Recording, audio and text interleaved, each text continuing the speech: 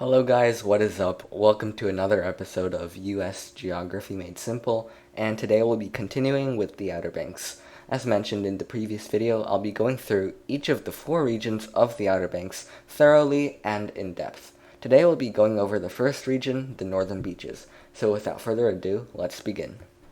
First up, location. The Northern Beaches make up the northernmost portion of the Outer Banks. This region extends about 60 miles from the Virginia and North Carolina border to the Oregon Inlet, which separates it from Hatteras Island, which is an island to the south. So just to sum everything up, to the north is Virginia, to the south is Hatteras Island, to the east is the Atlantic Ocean, and to the west is mainland North Carolina and the Albemarle Sound. Now let's move on to the next slide, which is a complete list of towns of the Northern Beaches. From north to south, the towns of the Northern Beaches are Corolla Beach, Corolla, Duck, Southern Shores, Kitty Hawk, Kill Devil Hills, and Nags Head. Now I just want to talk about points of access because this is pretty important. The Outer Banks are relatively isolated compared to other parts of the country, and part of the reason is because there are only a total of 2 access points, both of which link mainland North Carolina to the Northern Beaches region. The first point of access is via US Route 158, which crosses the Wright Memorial Bridge, and the second point of access is via US Route 64, which stops over on Roanoke Island. So here's just a nice image which illustrates the 2 main points of access for the Outer Banks. On the top here we have US Route 158, and on the bottom we have US Route 64. Now I'll go through the towns of the Northern Beaches one by one and point out any interesting places along the way. Starting at the very top, we have Corolla Beach. Corolla Beach is a town located on the extreme northern tip of the Outer Banks and right next to the Virginia and North Carolina border, as you can see on this map. Since it's very far from access points, the town is very remote and has a permanent population of close to 0, making it primarily a summertime travel destination. However, if you are a big fan of nature, you might want to check this place out sometime since it has some of the most unspoiled beaches in the entire country. Next up is Corolla, which is just south of Corolla Beach. This town has a significantly larger permanent population compared to Corolla Beach, and is a pretty typical town in the Outer Banks. It has a fair number of restaurants and shops, as well as numerous vacation rental homes. And I'll just add that to the north is the Currituck Wildlife National Refuge, which is famous for having a sizable population of wild horses. If you continue down the road, you'll eventually get to the town of Duck, the newest town of the Outer Banks.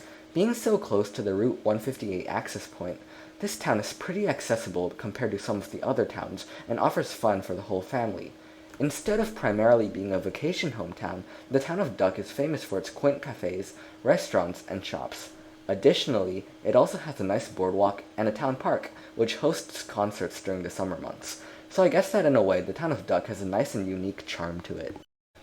The fourth town of the Outer Banks is called Southern Shores. This town is right next to the Route 158 access point, so it's a pretty popular tourist destination and a tourism-centered town. Unlike Duck, there aren't too many shops and cafes, but there are plenty of vacation rentals and tourism-based businesses, such as boat rentals. And just a fact that I found interesting, but this town also has one of the region's only golf courses, and that's pretty impressive.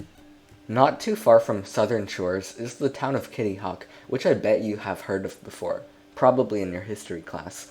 This town gets its fame from being the location of the Wright brothers' first flight, but that's not entirely true, more on that later.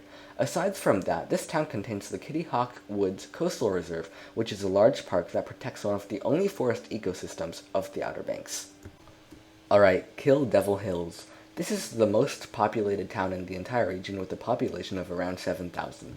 More importantly, this is where the actual Wright brothers' flight took place. However, this town didn't exist back in 1903, which helped Kitty Hawk earn its fame as the location of the world's first flight. Nowadays, tourists who come visit can see the Wright Brothers National Memorial, which features a 60-foot tall monument, a small airstrip, and museum. Last up is Nags Head, which is the southernmost town of the Outer Banks. This town is pretty similar to Duck, meaning that it's a true Outer Banks tourist destination that offers fun for the whole family. Nature lovers can explore the Jockey's Ridge State Park, famous for its sand dunes, and the Nags Head Woods Preserve dedicated nature preserve.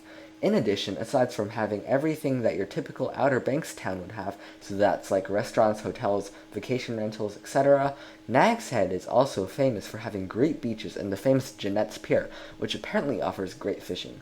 Finally, just a short drive south from town, you'll see the famous Bodie Island Lighthouse. So just to recap, here's the sort of vibe that each of the towns give, at least for me, if that makes any sense. So Corolla Beach, remote but beautiful. Corolla, empty in the winter, busy in the summer, so it's a vacation hometown. Duck, fun for the whole family. Southern Shores is a tourism center town with a large population.